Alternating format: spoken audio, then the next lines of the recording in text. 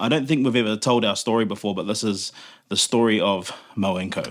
So mo+co started back in 2016, and we had just gotten married. And then out of the blue, Mo was like, oh, I might start a business. And her reasoning behind it was, when we have kids, she won't be working full-time anymore. So this would be a way for her to have cash coming in on the side while still looking after the kids, that type of thing. And then, yeah, our little side hustle started in 2016. So I think it was April 2016. And then her first job was a wedding, which she asked to do. I can't remember how much she did the wedding for, but it was only like a couple $100. And that was her first job. And then from that, like, heaps of other people asking, oh, can you do my wedding? Can you take photos of our family? And it kind of snowballed there. But it was only just ever little stuff.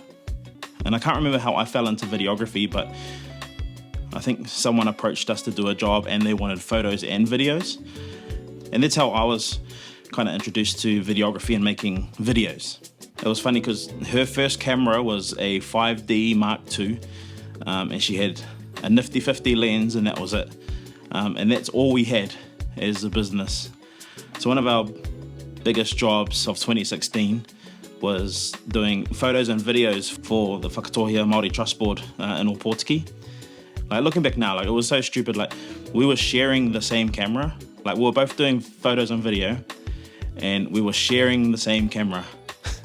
So she would take photos of whatever the service was or whatever the product was, and then she'd give me the camera, and then I'd switch it over, and then I'd take videos of whatever that was.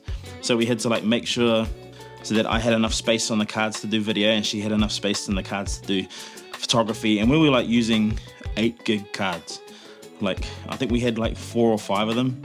And so we had to like use our space sparingly, but you know, we managed to do it. Like, if you think of a company and then someone takes the photo and then they hand it off to the next person and then the other person's taking video, like, I can't believe we did that back then. But it was one of those things when you're starting a little side hustle, you kind of have to do what you have to do.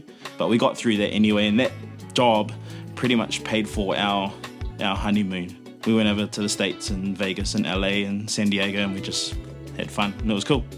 So we come back, and then 2017, we decided to take it a little bit more serious, because we were getting asked more and more, like, can you do this wedding for us? Can you do this shoot for us? So we decided to take it a little bit more seriously, and I got my own camera, so we were no longer sharing. And like anything I do, I always try and do as much research as possible before I buy stuff. So I was doing all this research, and then I've settled on a Panasonic GH4, which I think was about $1,400. And then I bought another lens with it. It was a 12 to 60mm lens. So all up, it was around $2,000. And I had that camera for ages, and it did all of our shoots. It was a good little camera, like, at the time, because I had researched so much that I kind of knew the camera in and out. The dumb thing was, like, when I bought it, like a couple months later, the A7 III came out. And when the A7 III first came out, like, it was the camera, like, it was mean for photos, mean for video, had 1080, 120, so the slow-mo was mean, like, yeah, it was the camera I should have got, and instead I bought something else. But, I mean, you live and you learn, and you kind of just move on, and I suppose the good thing was that we just had to make do with what we had. Like, when you go from sharing one camera to having your own, it's kind of, you're not really fussed. So we were shooting weddings and trying to dip our feet into just shooting some other stuff too, like other events, 21sts, like little corporate gigs, highlight reels, that type of thing.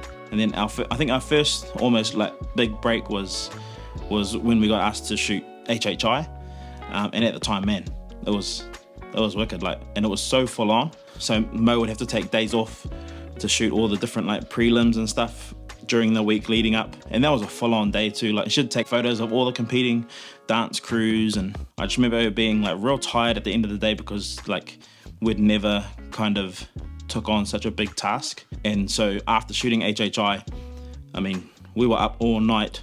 I know I was up all night editing the videos so that the next day when they wake up, the highlight reel was there. And because there's so much action and everything going on, it made a lot of my shots look really cool. Like, I didn't have to do much as a videographer to make the dancers look cool, because they already did that. And yeah, after we shot HHI, I mean, they wanted us back the next year, and then the following after that, and it was real cool to be a part of that community for that time.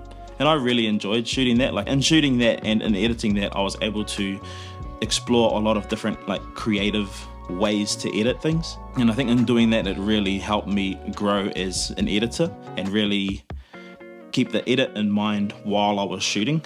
So 2017, 2018, we kind of still had it on the side, and we were getting booked more and more by different events and companies wanting different things. And word got around, and it was pretty much by word of mouth that we had gotten a lot of our business, and our portfolio began to grow. And we did shoots for the likes of BNZ, Armaguard, like different like quite big companies in New Zealand that really helped us experience what it would like to kind of shoot in that corporate environment and shooting businesses and that type of thing.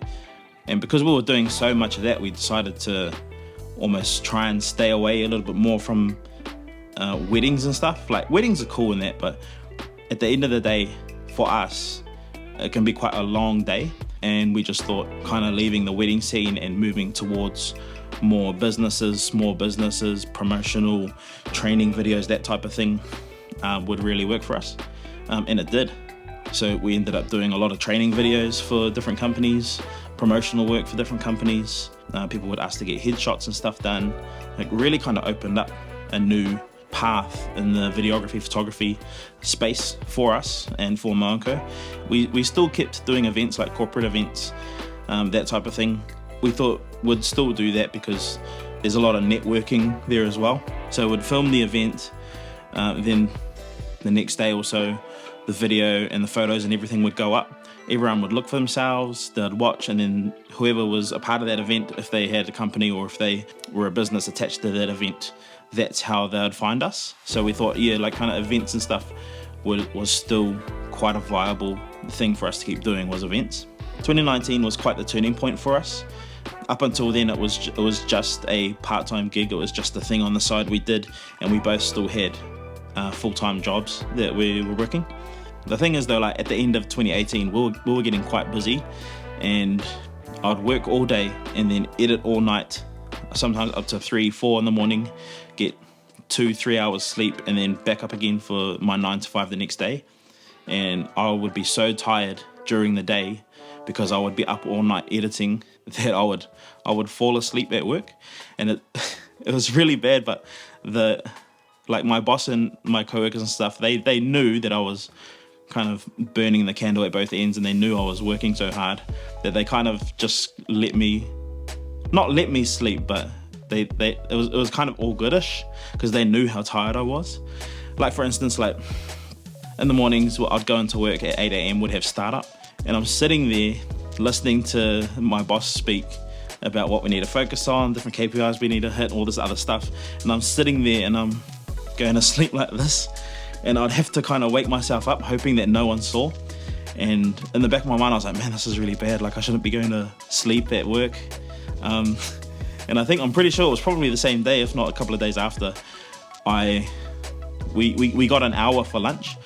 So I had lunch, I went upstairs, had lunch in the break room, and then I just decided to just lie on the couch.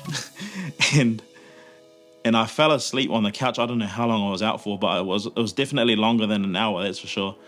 I think it was like maybe an hour and a half, but they let me sleep. The funny thing was I woke up because I was snoring so loud. So I don't know how long I was snoring for, but yeah, I apologize to the ladies who had to sit and eat their lunch at the break room while I was asleep on the couch snoring really loud. So being busy, so that, and also just the nature of the 9 to 5 that I had was being in a bank. And just the different customers and stuff that would come in, I was just like over it. I was like, nah, stuff yous are rude. I don't have to put up with yous. I'm out. And so I decided at the end of 2018 that I would kind of move on from my 9 to 5 and go full-time in mo+co. And I couldn't wait to get out of that 9 to 5. Like, in my mind, I was thinking, why am I spending all day building someone else's dream and not building my own? Like, I was building my own, but I mean, I was doing it at the expense of sleep and energy and my 9 to 5 was suffering because I was falling asleep and I could have got in trouble and, all that stuff. But I was just thought, why am I spending so much energy here where all that energy needs to be put here in mo+co? So I pulled trigger and just said, yep, that's me, I'm out, and went full-time in the business.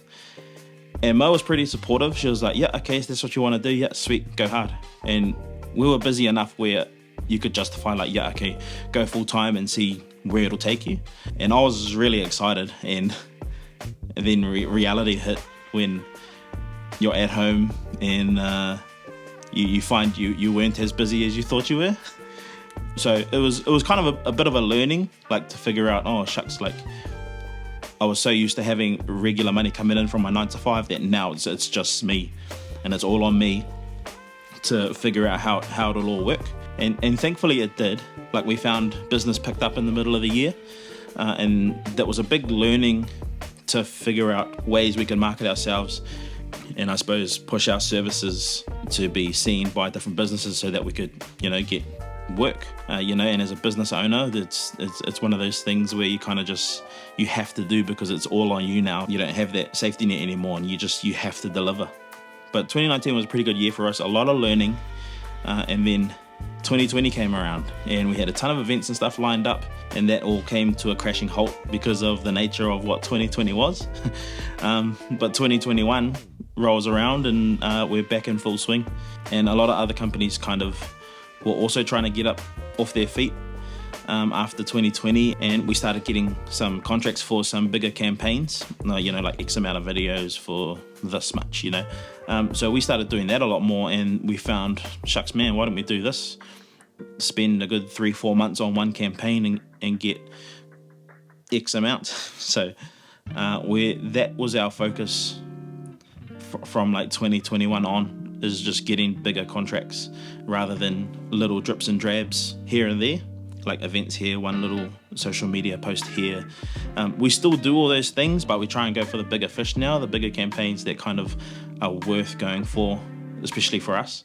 Like, obviously I don't really want to get into who, but I think I might share a little bit more of that in some other videos. But during 2021, we were doing so well that we wanted to get onto the housing market. So we ended up buying a house at the end of 2021, beginning of 2022, except the house was in Rotorua, because previously, we were living in Auckland. The Auckland housing market at that time was just shocking. So we ended up buying a house in Rotorua, and it was great. Because we're here now, we're pretty much central to the North Island. So, and when we were living in Auckland, we would travel everywhere anyway, no matter where the job was, whether it was in Opo, whether it was in Dunedin, Christchurch, Wellington, wherever the job was, we could travel to. Didn't really bother us. And now we're more central to the North Island. We don't have to travel too far anymore, which works out. And now fast forward to 2024, like looking back, I think we could have done things a whole lot differently. And I wish I'd put more time into learning how to run the business a little bit better, especially like the content creation business. Like, if you go back on our socials, like, we barely posted. Like, I don't know how these people were finding us, but we barely posted like on Instagram and on Facebook and stuff. Like, there was like months would go by before we'd post, well, we're doing this now, like, but all in between there would be working. It's just that we'd never post as a company, which sounds weird as a content creation company. It's just that we'd create everyone else's content and not our own. So everyone who was following us didn't even know what we were up to. But I think in 2024, what we really want to do is, I suppose, spend a little bit more time making content for ourselves. I think in that we can get more reps in, more creative reps in. If we're only doing jobs for other clients and we're only following their brief, we'd never really get the chance to creatively explore kind of what we want to do.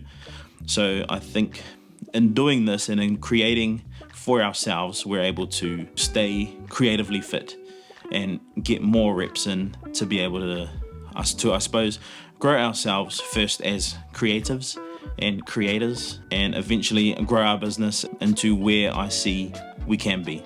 So if that's something you resonate with and you really want to follow our journey, then by all means, hit subscribe, follow us on Instagram, TikTok, all that stuff, and I'll see you in the next video.